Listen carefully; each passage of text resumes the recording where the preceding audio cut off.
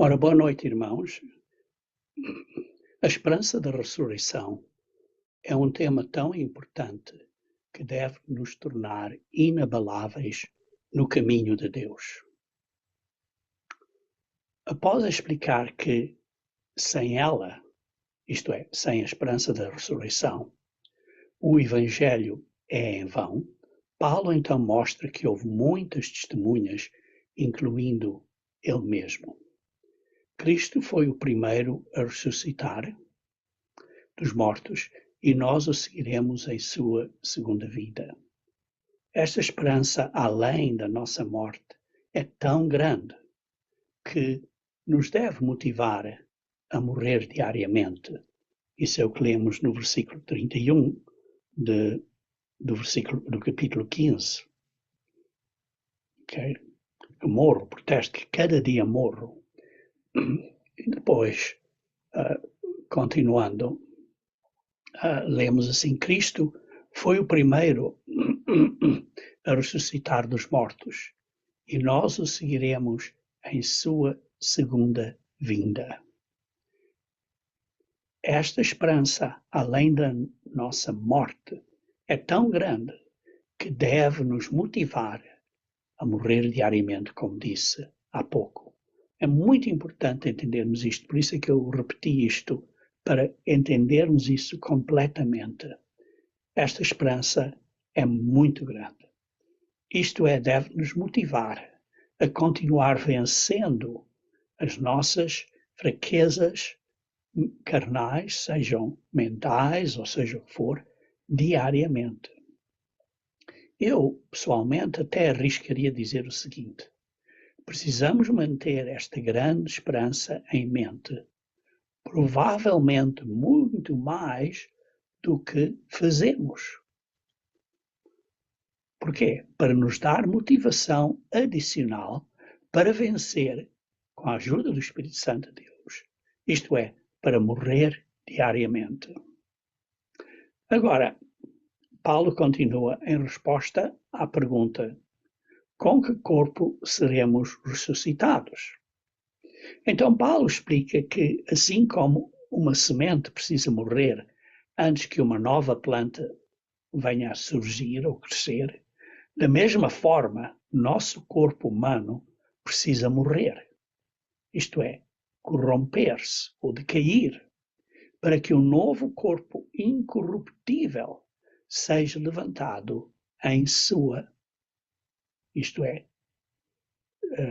segunda vinda de Cristo e sua segunda vinda de Cristo. Então, lemos o versículo 42.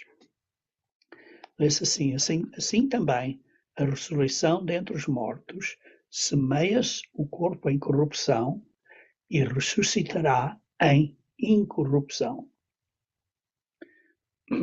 Semeia-se o corpo em corrupção.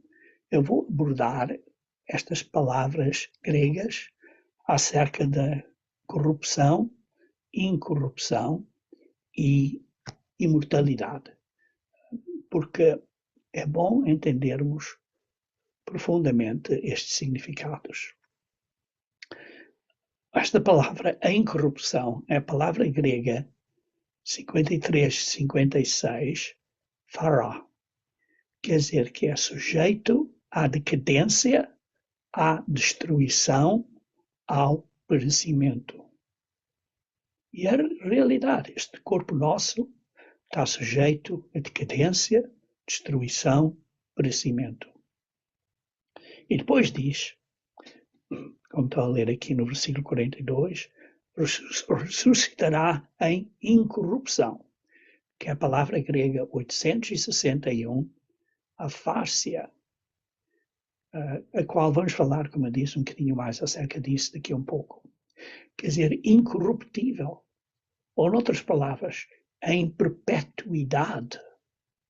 Às vezes é traduzida também como sincero, incorruptível, em perpetuidade. E às vezes é traduzida como sincero. Vamos ver isso. Ora, o corpo humano está sujeito à decadência, isto é, apodrecer, ser destruído, no solo, mas é ressuscitado incorruptível para a perpetuidade. Então, lendo no versículo 45, assim também está escrito: o primeiro homem, Adão, foi feito em alma vivente, o último, Adão, em espírito vivificante. Adão foi um ser vivente, com uma vida temporária. Cristo é um espírito vivificante que dá vida, mas verdadeira vida, a vida eterna. Ora, vejamos um bocadinho acerca deste ponto de ele dar a vida eterna. Isto é importante entendermos isto, irmãos. Vou abordar aqui algumas escrituras que já abordámos muitas vezes e por isso é um género de breve revisão. 1 João, capítulo 1, versículo 4. João, capítulo 1, versículo 4.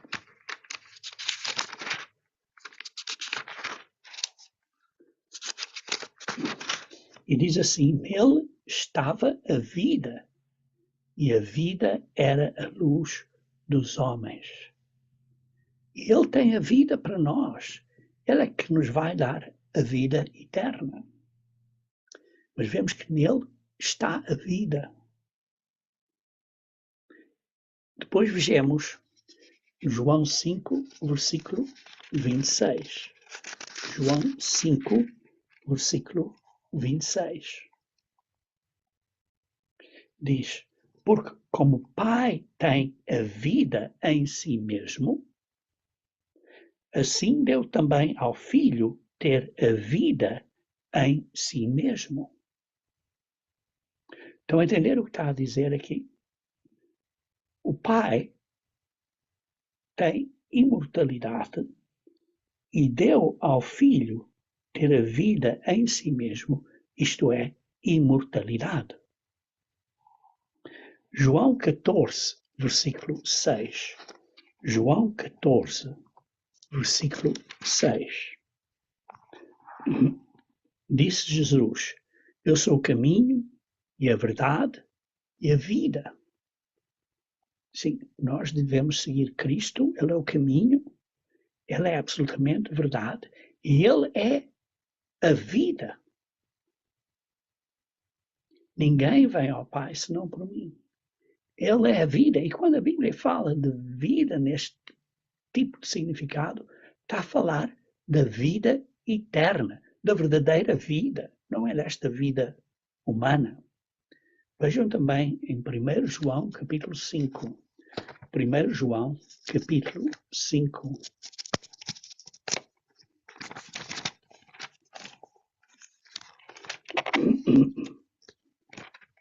Primeiro João, capítulo 5, começando a ler no versículo 11.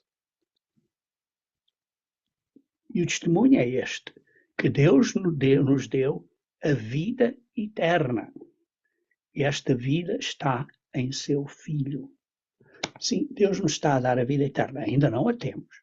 Quando viermos ser ressuscitados, como veremos que Paulo explica em maior detalhe em 1 Coríntios 15, como vamos ver daqui a pouco, ele nos vai dar imortalidade. Porque vamos ressuscitar à imortalidade. Mas diz assim, e o testemunho é este, que Deus nos deu a vida eterna. O plano de Deus é para nós termos a vida eterna. Como? Através do Filho. Porque diz, e esta vida está em seu Filho. Sim, está hoje em seu Filho. A vida eterna está em seu Filho. Jesus Cristo, depois de ressuscitado, está agora na vida eterna. Acho que não há dúvida nenhuma disto, mas é importante entender isto. E Deus nos vai dar esta vida eterna. Então vejamos também em 1 Coríntios capítulo 15. 1 Coríntios capítulo 15. versículo 21 a 22. Porque assim como a morte veio por um homem, também a ressurreição dos mortos veio por um homem. A morte veio por Adão e a ressurreição dos mortos veio por Cristo.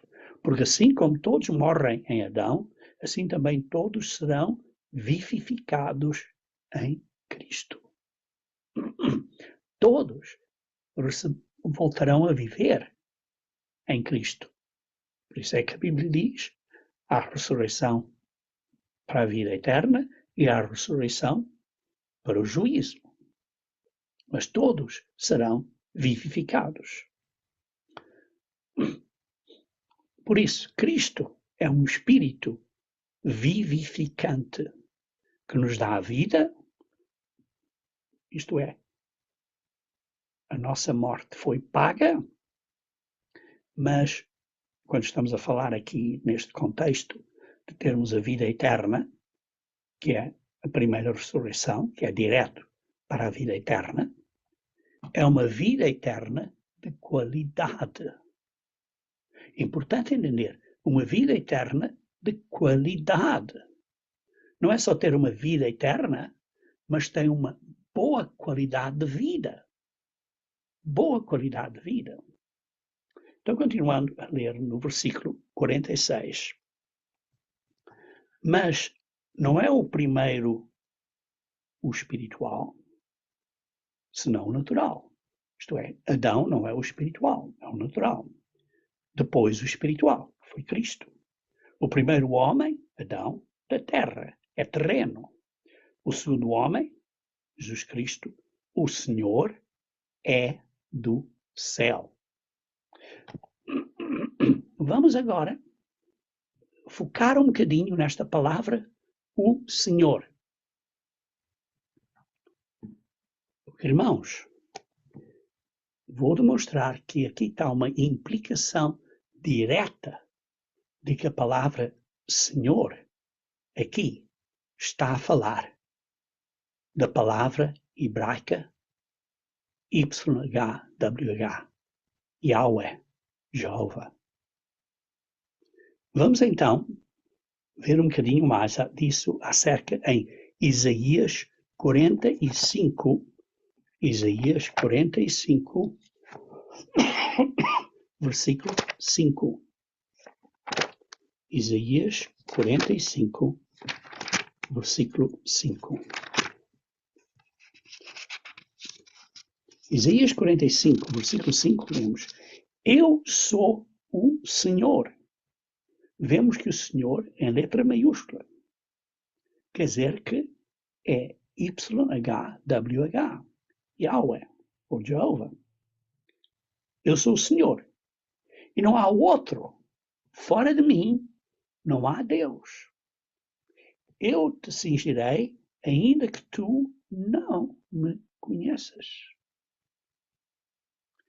Em Isaías 45, versículo 5, na versão grega de Isaías 45, versículo 5, que se chama a Septuaginta, a palavra aqui usada para o Senhor é Kurios, grego 2962. Mas agora vejam, para provar ainda mais acuradamente ou detalhadamente, vejam o versículo 23 de Isaías 45. Sim, vocês devem ler o capítulo inteiro, porque este é um capítulo maravilhoso quando tem este entendimento. Mas vejam, versículo 23. Por mim mesmo.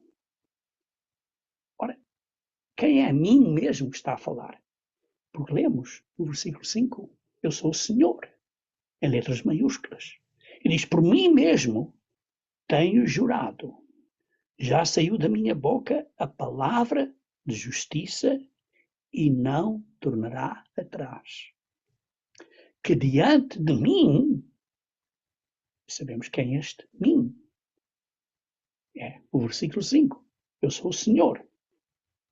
Diante de mim se dobrará todo o joelho e por mim jurará toda a língua. Estão a entender bem? Diante de mim, todo joelho se dobrará e toda a língua jurará. Quem é este mim? Vejam então em Romanos capítulo 14, versículo 10. Romanos 14, versículo 10.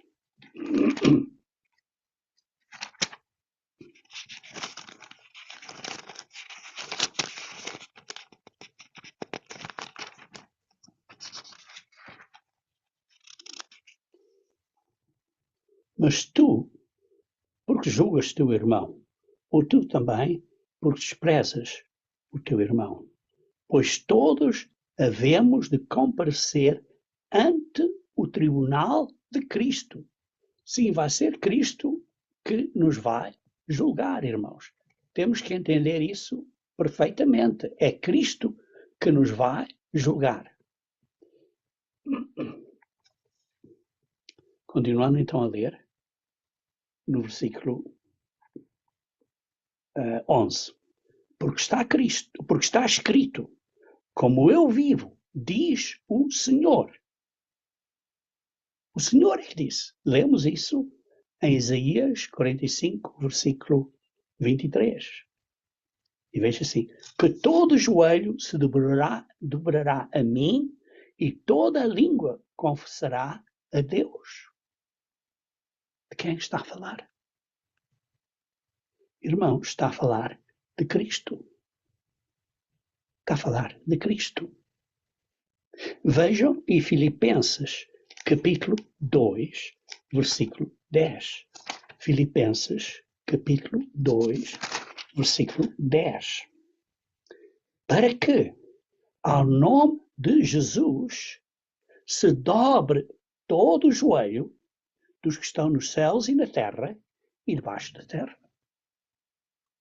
E toda a língua confesse que Jesus Cristo é o Senhor, para a glória de Deus Pai.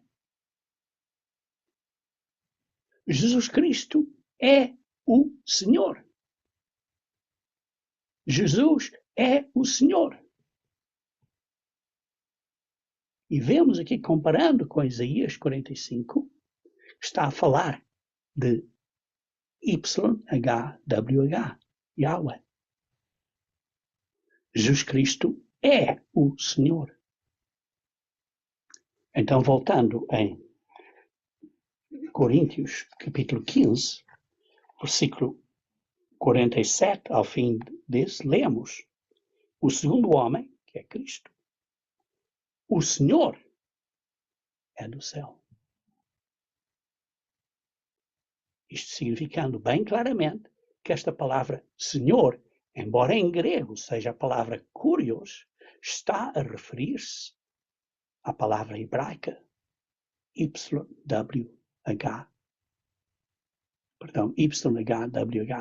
Yahweh. Muito importante entendermos isto, porque na realidade, muitas vezes, a palavra Yahweh, no Antigo Testamento, é usada referindo a Cristo. E às vezes também é usada referindo ao Pai. Temos que entender e ler e discernir baseado no contexto. Então, continuando agora no versículo 48. Qual o terreno, tais são também os terrestres. E qual o celestial, tais também os celestiais.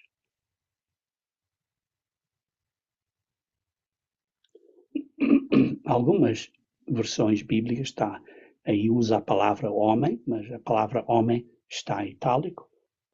Na Almeida Corrigida e Fiel diz qual o terreno, tais são também os terrestres.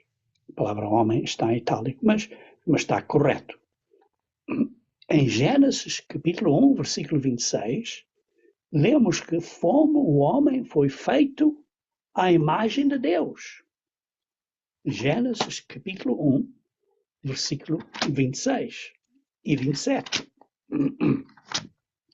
Vejamos. Gênesis 1, versículo 26 e 27.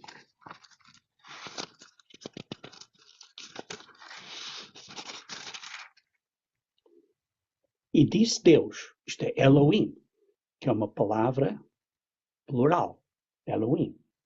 Façamos, plural, o homem à nossa, plural, imagem, conforme a nossa, plural, semelhança, e domine sobre os peixes do mar, e sobre as aves dos céus, e sobre o gado, e sobre toda a terra, e sobre todo o réptil que se move sobre a terra.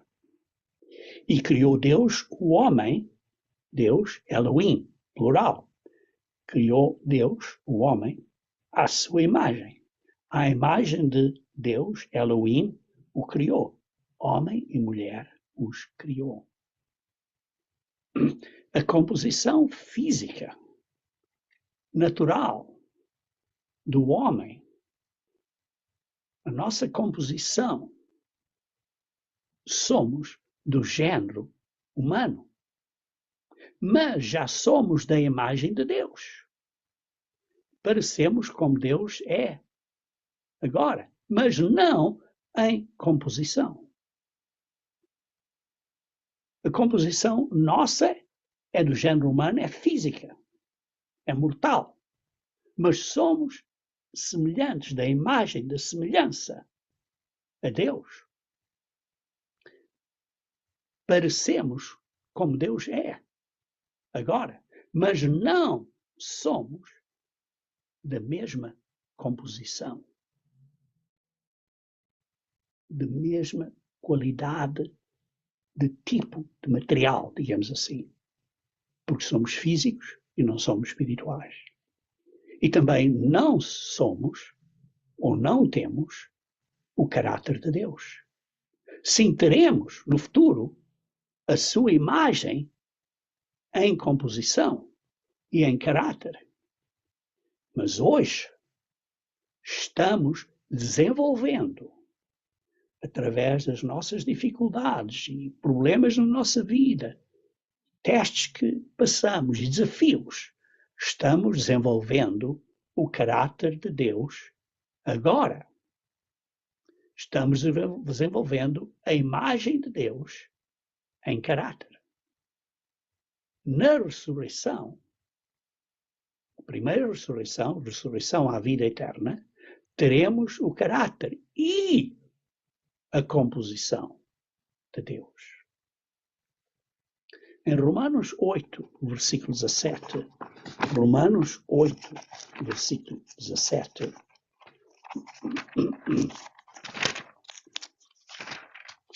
Romanos 8, versículo 17,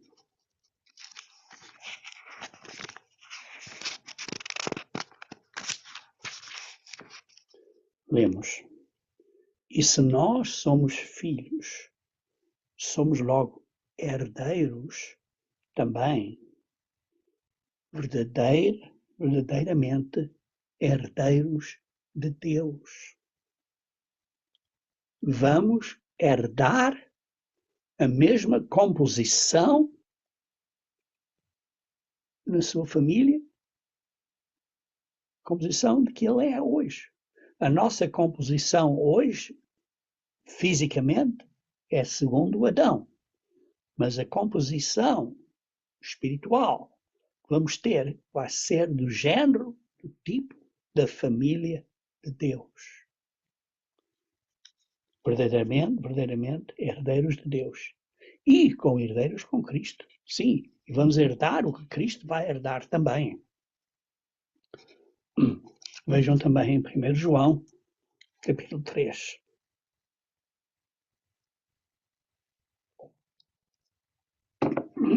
Primeiro João, capítulo 3.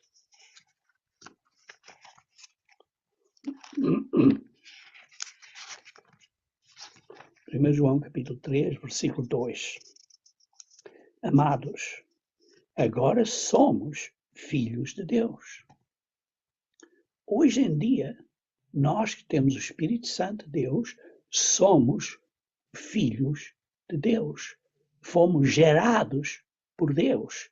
Temos o Espírito Santo de Deus em nós, que se uniu com o Espírito do homem no homem. Somos gerados. Somos filhos de Deus. E ainda não é manifestado o que havemos de ser.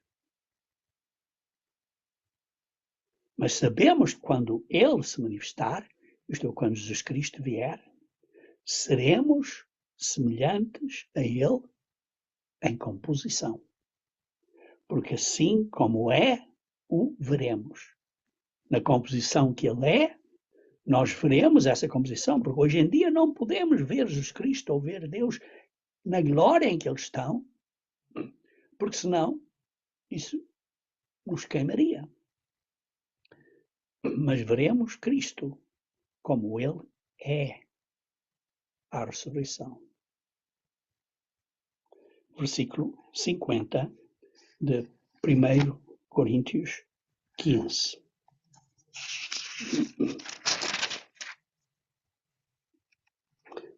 Acho que não li 49, mas deixe lá ler 49. E assim, como trouxemos a imagem do terreno, assim teremos também a imagem do celestial.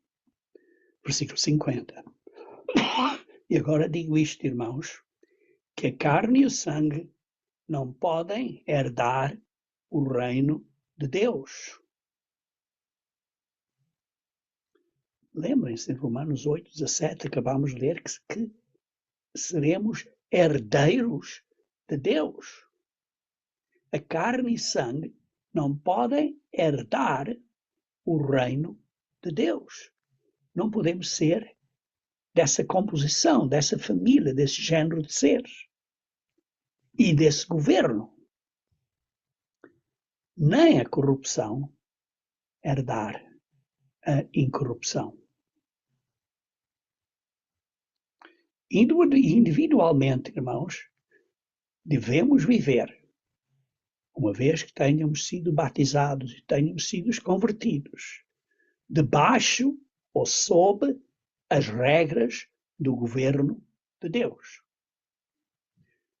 Por isso é como se o governo de Deus já estivesse em nós, porque temos que viver sobre as regras do governo de Deus. E as regras do governo de Deus não é só os 10 mandamentos. É da maneira como tratamos os outros, como falamos, como fazemos várias coisas desse género. Temos esse amor de Deus, que as regras do governo de Deus são baseadas em amor.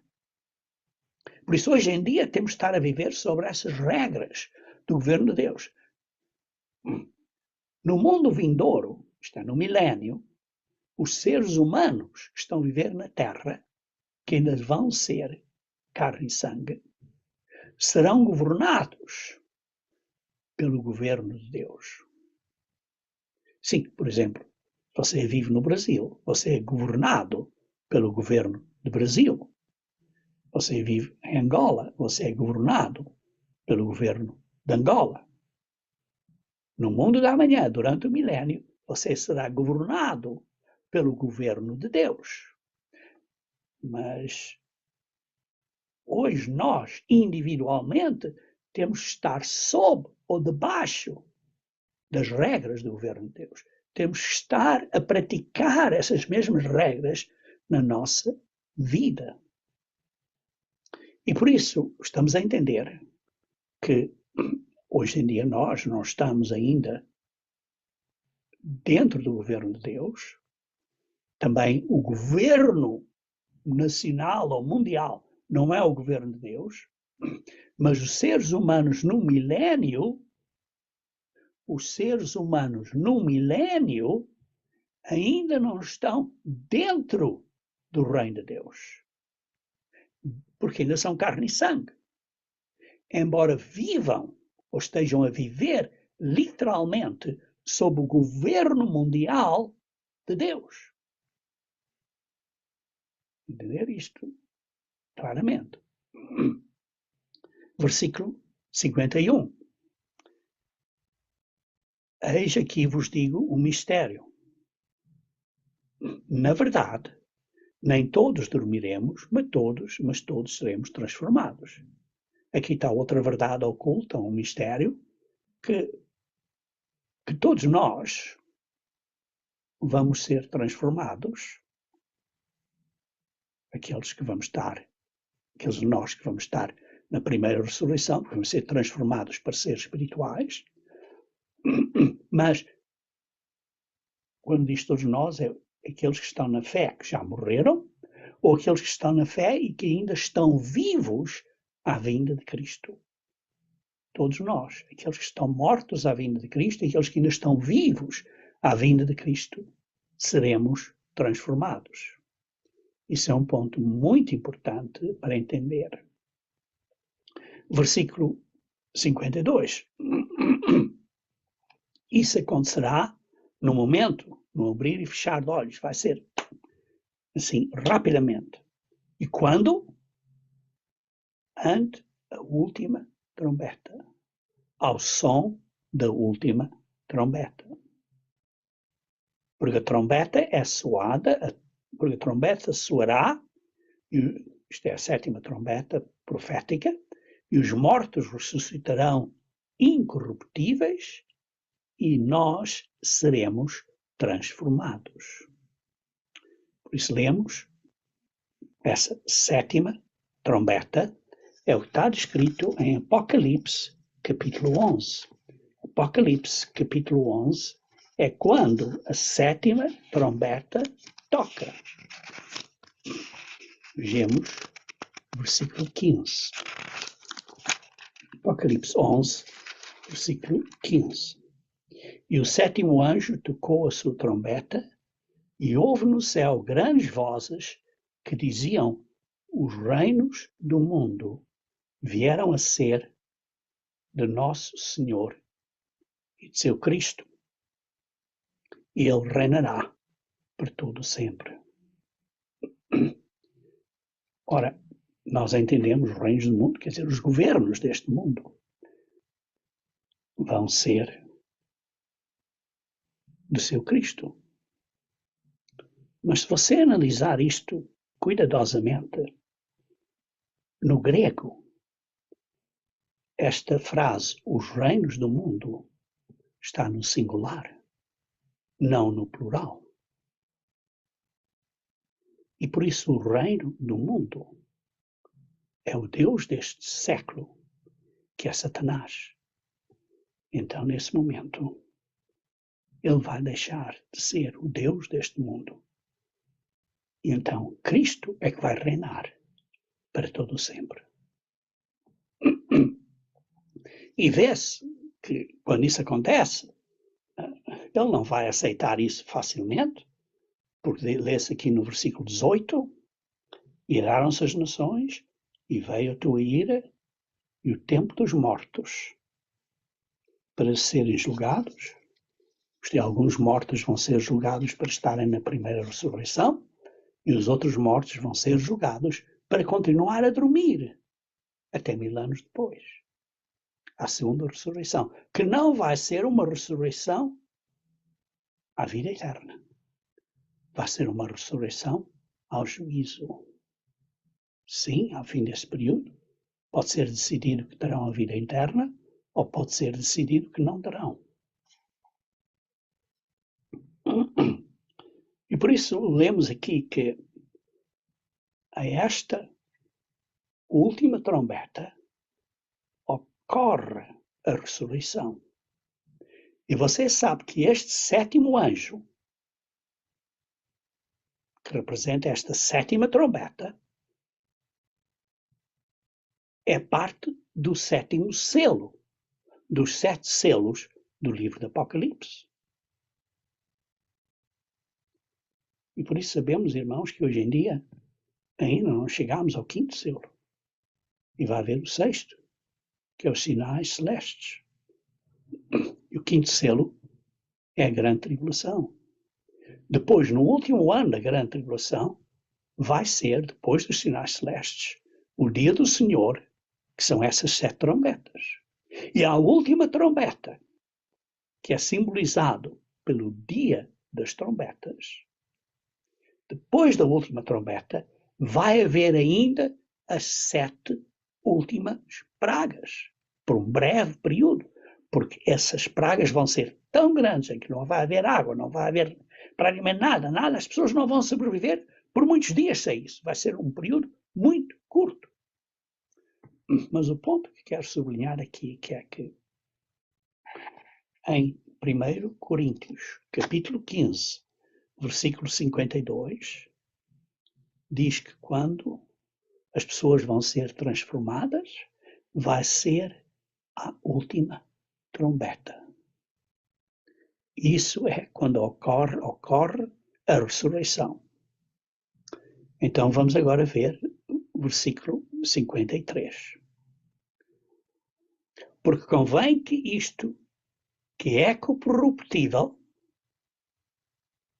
se revista da incorruptibilidade. E isto que é mortal, se revista da imortalidade. Agora eu vou dedicar um bocadinho de tempo a este ponto. E talvez, como eu vou citar várias passagens, sugiro que vão escrever essas passagens para tomar nota, porque não vou virar essas passagens para não perder tempo, que vai ser várias passagens que vou mostrar. Mas aqui, esta palavra imortalidade, no versículo 53, é a palavra grega 110. Athanasia. Esta palavra grega tem um significado muito profundo e nós vamos analisar esse significado. Por isso vamos ver 3 palavras gregas importantes. Palavras que são relacionadas com, que são traduzidas para português como incorruptível, incorrupção e imortalidade. Esta palavra, ao fim do versículo 53, imortalidade, grego 110, athanasia, é a terceira destas 3 palavras que vou falar um bocadinho acerca delas. Mas é muito importante observar a comparação destas 3 palavras, pois vamos revelar um ponto muito interessante que provavelmente você nunca reparou previamente. Então, a primeira dessas 3 palavras é a palavra grega incorruptível. Sim, vimos essa palavra grega várias vezes aqui em 1 Coríntios 15. A palavra grega é 862. Aphartas, que é um adjetivo, que é incorruptível. Isto é imortal. Vou então mencionar alguns versículos que usam essa palavra. Vocês então escrevam esses para estudarem depois. Romanos 1, 23. E mudaram a glória do Deus incorruptível. 862. Em semelhança da imagem do homem corruptível e de aves e de quadrúpedes e de répteis. A glória de Deus é incorruptível. Outro versículo é 1 Coríntios 9, versículo 25. E todo aquele que luta, de tudo se abstém, eles o fazem para alcançar uma coroa corruptível. Nós, porém, uma incorruptível. Grego 862. Uma coroa incorruptível, permanente. 1 Coríntios 15, 52. No momento, no abrir e fechar de olhos, ante a última trombeta, porque a trombeta soará e os mortos ressuscitarão incorruptíveis. Grego 862. E nós seremos transformados. Seremos ressuscitados incorruptíveis. 1 Timóteo, capítulo 1, versículo 17. Ora ao Rei dos séculos, imortal, grego 862 também, isto é, incorruptível, invisível, ao único Deus sábio, seja honra e glória para todo sempre. Amém. 1 Pedro, capítulo 1, versículo 4.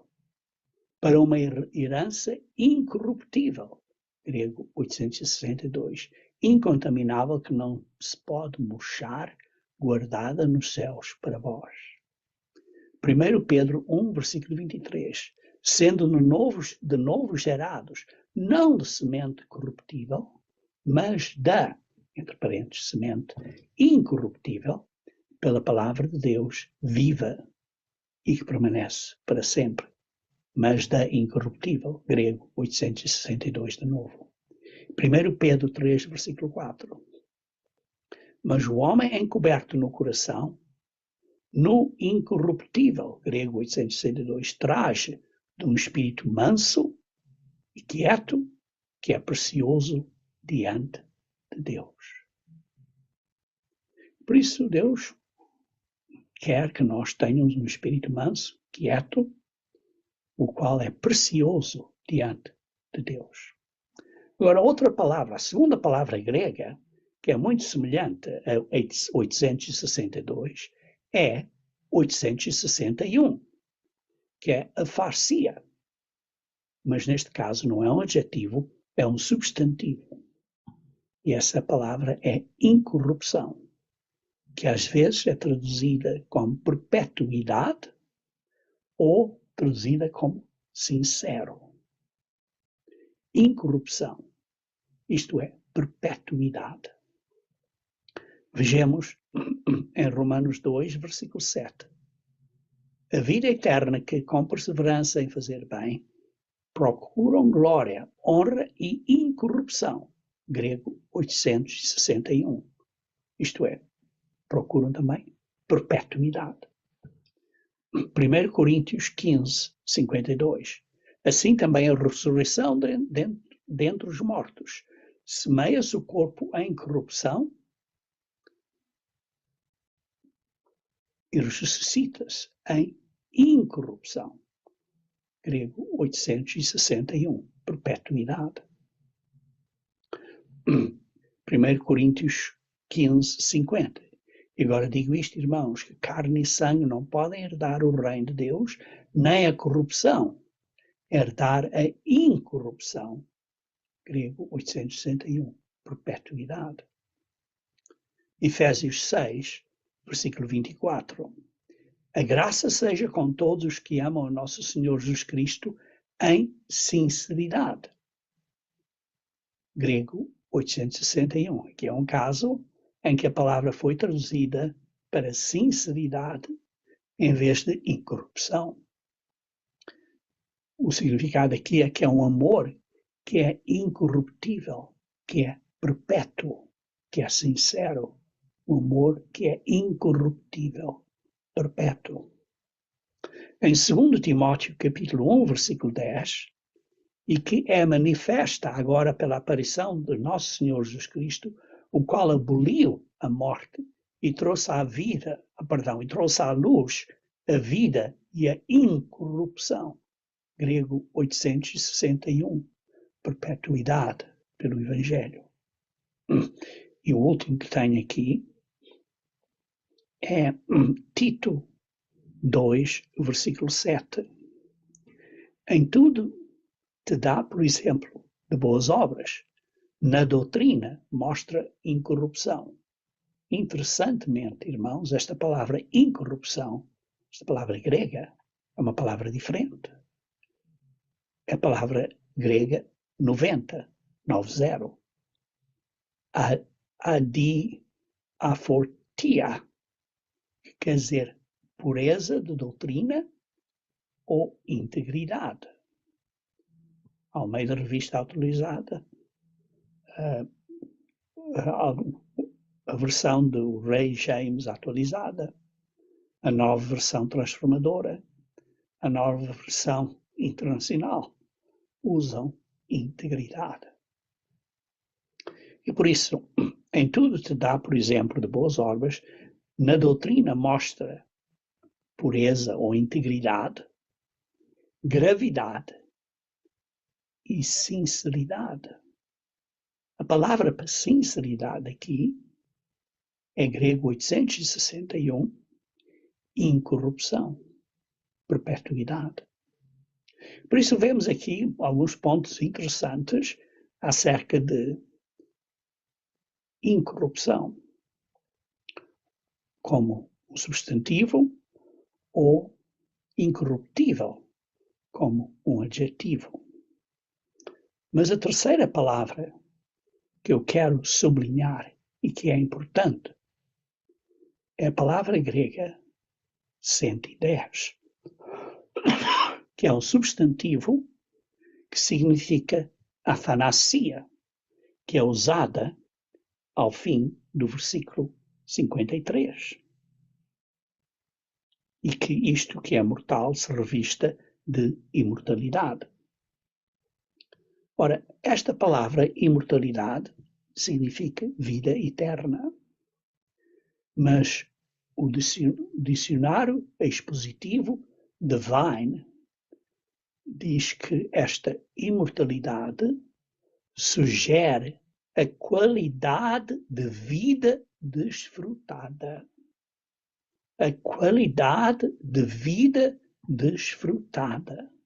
Não é só imortalidade, mas é imortalidade numa qualidade de vida especial.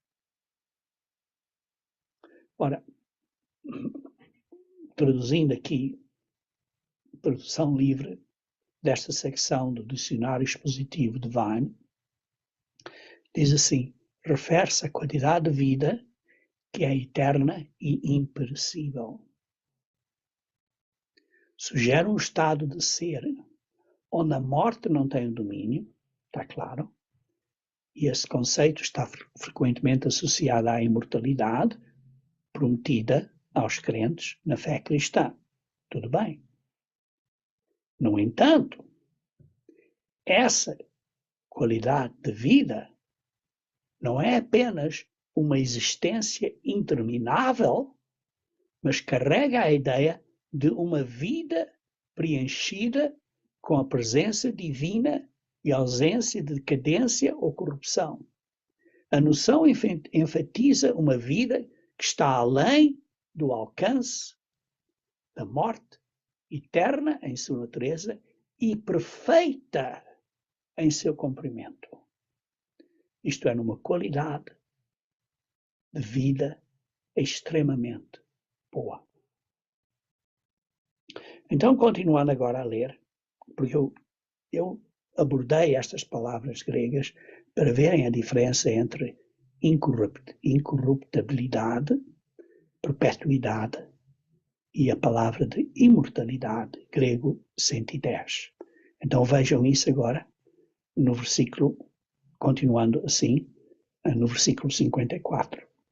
E quando isto que é corruptível se revestir da incorruptibilidade, isto é, da perpetuidade, e isto que é mortal se revestir da imortalidade, que é viver para sempre numa qualidade de vida extremamente maravilhosa, então cumprir-se-á a palavra que está escrita, tragada foi a morte na vitória.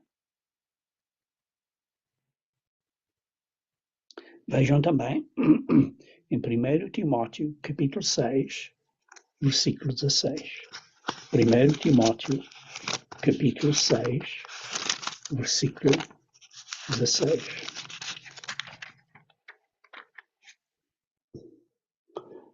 Aquele que tem, ele só em imortalidade, e habita na luz inacessível, a quem nenhum dos homens viu, nem pode ver, ao qual seja honra e poder sempre eterno.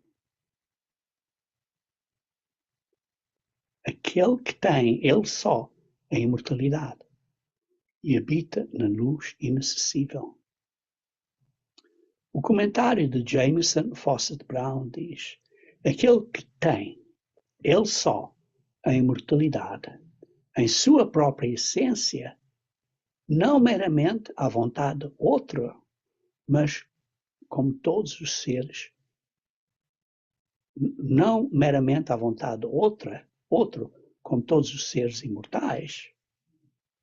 Vocês entenderam o que eu estou a dizer aqui?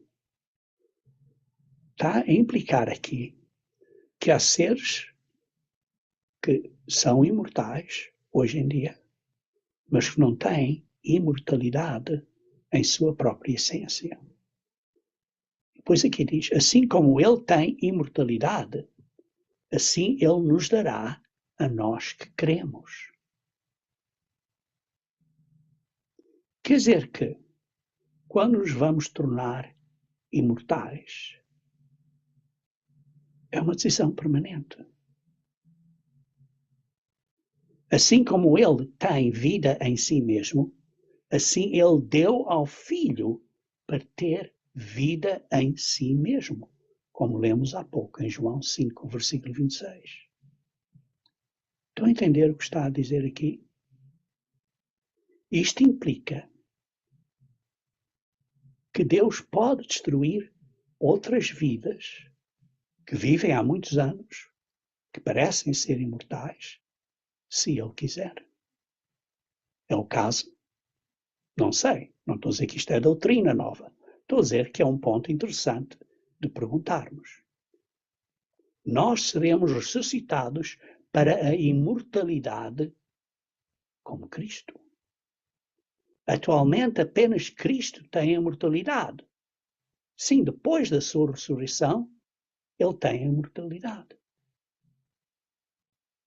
Agora, com este pano de fundo e com este pleno conhecimento bíblico, leia o contexto começando no versículo 13 até o versículo 16 de 1 Timóteo 6 e vejamos um grande, possível, profundo significado.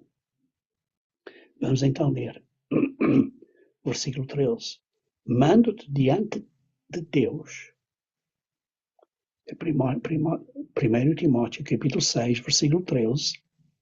Mando-te diante de Deus que todas as coisas vivifica e de Cristo, que diante de Pôncio Pilatos deu testemunho de boa confissão, que guardes este mandamento sem mácula e repreensão, até a aparição de nosso Senhor Jesus Cristo, o qual a seu tempo mostrará o bem-aventurado e único poderoso Senhor, Rei dos Reis e Senhor dos Senhores, aquele que tem, ele só, a imortalidade e habita na luz inacessível, a quem nenhum dos homens viu nem pode ver, ao qual seja honra e poder sempre eterno. Amém. Deus quer nos elevar a um nível de imortalidade, tal como Cristo tem hoje. Então, continuando a ler, no versículo 54, diz assim, e quando isto que é corruptível se revestir da incorruptibilidade, isto que é mortal se revestir da imortalidade. Irmãos, Cristo já recebeu isso à sua ressurreição. Então cumprir-se-á a palavra que está escrita, tragada foi a morte na vitória. Então, como podemos ter vitória sobre a morte? Através da ressurreição para a vida eterna. Por isso é que a primeira ressurreição é uma melhor ressurreição. Deus quer nos elevar a um nível diferente de existência em qualidade de vida. Por exemplo, qual é o maior prazer que você possa ter na existência humana, na vida humana? Qual é a ação, a coisa que você tenha feito que tenha lhe dado o maior prazer enquanto você é um ser humano? A maior sensação de prazer. Esta qualidade de vida vai ser maior. Versículos 55 e 56. Onde está, ó morte, o teu aguilhão? Onde está o inferno, a tua vitória? Ora, o aguilhão da morte é o pecado, e a força do pecado é a lei. Versículo 57. Mas graças a Deus, que nos dá a vitória por nosso Senhor Jesus Cristo. A vitória não é porque eu sou boa pessoa, ou você é boa pessoa. A vitória é através de Jesus Cristo. 58. Portanto, meus amados irmãos, sede firmes e constantes, sempre abundantes na obra do Senhor, sabendo que o vosso trabalho não é em vão no Senhor. Isto nos dá tanta esperança que devemos nos tornar inabaláveis no caminho de vida que Deus nos está a dar através de Jesus Cristo. E por isso as provações, os vencimentos das dificuldades que temos, a superação que temos, os sofrimentos que temos e que passamos, não são em vão. É o que ele diz aqui à conclusão do versículo 58, à conclusão deste capítulo. Ora, hoje eu quero completar 1 Coríntios e por isso vamos concluir esta carta rapidamente. 16, versículo 1 a 3. Ora, quanto à coleta que se faz para os santos, fazei vós também o mesmo que ordenei às igrejas na Galácia. No primeiro dia da semana, cada um de vós ponha de parte o que puder ajuntar, conforme a sua prosperidade, para que não se façam as coletas quando eu chegar. E quando eu tiver chegado, mandarei os que por cartas aprovadas para levar a vossa dávida a Jerusalém. Várias igrejas dizem que isto é uma instrução para fazerem as coletas e guardar o domingo. Mas lembra-se, não está a falar aqui de dízimos ou ofertas. Não está a dizer aqui para não guardar o sábado. Isto não é uma desculpa para dizer, olha, não preciso dizimar. Em Atos capítulo 11, versículo 27 a 30, vemos uma profecia que há uma grande fome, ou haveria uma grande fome. E então, uma coleta para os santos, para ajudar os membros da igreja, por exemplo, com alimentos para os irmãos na Judeia, que estavam passando por uma fome. Indo ao campo, colhiam grãos, frutas, punham isso de lado, armazenando, de acordo com o crescimento das suas colheitas, de acordo com a prosperidade individual. Assim, essa coleta é feita antes de Paulo chegar lá. E por isso, é uma coleta de bens, de alimentos, até podia ser de dinheiro. E depois no versículo 2 diz, no primeiro dia da semana. Porquê? Porque eles então pediram para fazer isso depois do sábado, que era um trabalho. Em Atos 20, versículo 6 a 7, Paulo esteve em Troade até a meia-noite, isto é, sábado à noite, e depois no versículo 11 vê-se ao amanhecer, e então no versículo 13 a 14 eles encontraram Paulo em Assós. E por isso diz, envie o seu presente, no versículo 3. Quando eu tiver chegado, mandarei por cartas aprovadas para levar a vossa dávida, o vosso presente, para levar a Jerusalém. Não está a falar de dízimos, está a falar destas ofertas. Em Atos 24, 17, vemos que Paulo disse, quando ele veio a Jerusalém, no final da sua torneira jornada, e depois em Romanos 15, versículo 26, foi a Macedónia e a Caia, onde houve uma certa contribuição, e em 2 Coríntios 8, versículo 4, eles estavam dando aos santos em Jerusalém, que estavam passando por grande provação. E depois lemos em 2 Coríntios 9, versículo 1, 5 e 12, servindo aos santos, diz, prepare essa generosa oferta para suprir as necessidades. No versículo 4 e 8 diz, e se valer a pena que eu também vá, irão comigo. Irei também ter convosco depois de ter passado pela Macedónia, porque tenho que passar pela Macedónia, como eu demonstrei há pouco, quando eu mencionei Romanos 15, versículo 26, e bem pode ser que fique convosco e passe também o inverno, para que me acompanheis onde quer que eu for. Porque não vos quero agora ver de passagem, mas espero ficar convosco algum tempo, se o Senhor permitir. Ficarei, porém, em Efésio até Pentecostes. Por que ele vai esperar até Pentecostes? Notem que ele estava escrevendo a uma igreja gentia. Se os dias santos tivessem sido abolidos, por que preferir a Pentecostes? Está claro que eles estavam a guardar os dias santos. E no versículo 9, porque uma porta grande e eficaz se me abriu, e há muitos adversários. Ele não teve uma oportunidade de pregar o Evangelho lá.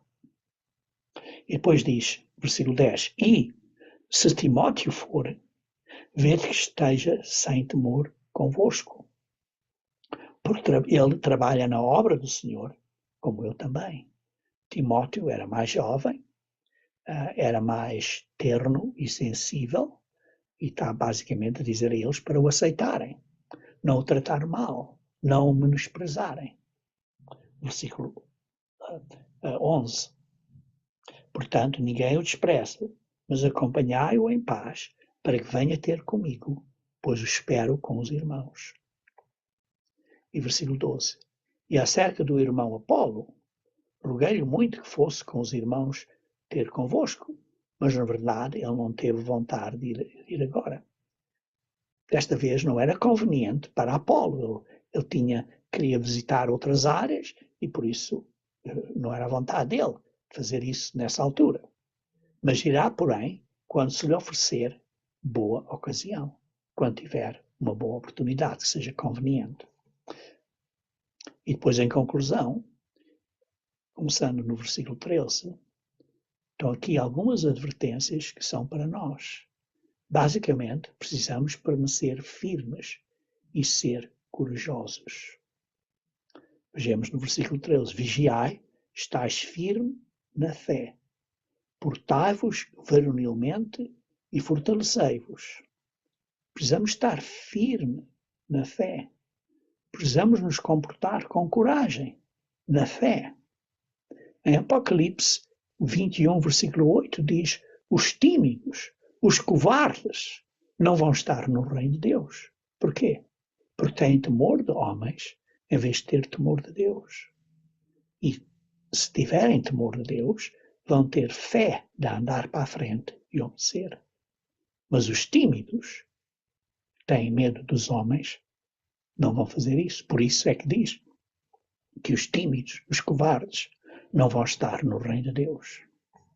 Versículo 14. Tudo o que você faz deve ser motivado por amor. Diz assim, todas as vossas coisas sejam feitas com amor. Isto é muito importante, irmãos, porque Deus é amor. E depois no versículo 15, agora vos rogo, irmãos, sabeis que a família de Estéfanas é as primícias da Acaia e que se tem dedicado ao ministério dos santos. Deus trabalha através de famílias. A família de Estéfanas eram os primeiros convertidos nessa região. Talvez hoje possamos dizer, sem mencionar nomes, que há certas famílias que foram os primeiros no Brasil. Outras, Deus está a trabalhar com outras famílias também, recebendo o Espírito Santo. E por isso estão a servir à igreja. Deus trabalha por famílias. Versículo 16. E que também vos sujeiteis aos tais. Submetam-se a esses que foram os primeiros na fé, no país. respeitam-os, sujeitai-vos aos tais e a todo aquele que auxilia na obra e trabalha. Versículo 17. Folgo, porém, com a vinda de Estéfanas, de Fortunado e de Caio, porque eles supriram o que da vossa parte me faltava. E depois diz, porque recriaram o meu espírito e o vosso. Reconhecei, pois, os tais. Esses então vieram e serviram a Paulo. Esses também deram a Paulo uma atualização dos problemas em Coríntios. E por isso, usando essa informação que Paulo recebeu desses visitantes que vieram ter com ele, ele então escreveu 1 Coríntios. Talvez esses teriam sido aqueles que contaram a Paulo que havia um fornicador em Coríntios, como lemos em 1 Coríntios, capítulo 5, versículo 1. Versículo 19. As igrejas da Ásia vos saúdem. Saúdam-vos afetuosamente no Senhor Aquila e Priscila, com a igreja que está em sua casa. As igrejas eram, nesse período, pequenas, suficiente pequenas, para se reunirem em suas casas. Não tinham um prédio, estavam a reunir-se nas casas dos irmãos. Versículo 20. Todos os irmãos vos saúdam. Saudai-vos uns aos outros com o ósculo santo. Os antigos patriarcas e os judeus em geral costumavam beijar-se sempre que se encontravam. Isso era um sinal de amizade e paz com eles. Quando eu vou a Portugal, eu vejo essa prática também em Portugal, no dia de hoje, em que praticamente todas as pessoas, quando se cumprimentam, dão um beijo de um lado da cara e do outro lado da cara. É digamos assim, é um afetuoso abraço de grande amizade. Em certas sociedades atuais, talvez um abraço, em vez de simplesmente um aperto de mão. Um abraço tem esse significado mais íntimo. Versículo 21. Paulo escreveu isto com a sua própria mão. Quer dizer, esta parte final, para provar que isto era carta dele. Diz assim, saudação da minha própria mão de Paulo. Por isso era autêntico. Porquê? Porque alguns estavam falsificando cartas. Versículo 22. Mas se alguém não ama ao Senhor Jesus Cristo, seja anátema, maranata. Então ele está aqui a usar palavras aramaicas. Seja um anatema, seja uma pessoa contra o caminho de Deus, seja anátema. Assim seja pela ordem do Senhor. Versículo 23 e 24. A graça do Senhor Jesus Cristo seja convosco. O meu amor seja com todos vós, em Cristo Jesus. Amém. E aqui vê-se Paulo, que era uma pessoa com muito carinho, muito amoroso. Ele então estava a dizer adeus aos irmãos, concluindo esta carta. No próximo estudo, então, começaremos com 2 Coríntios.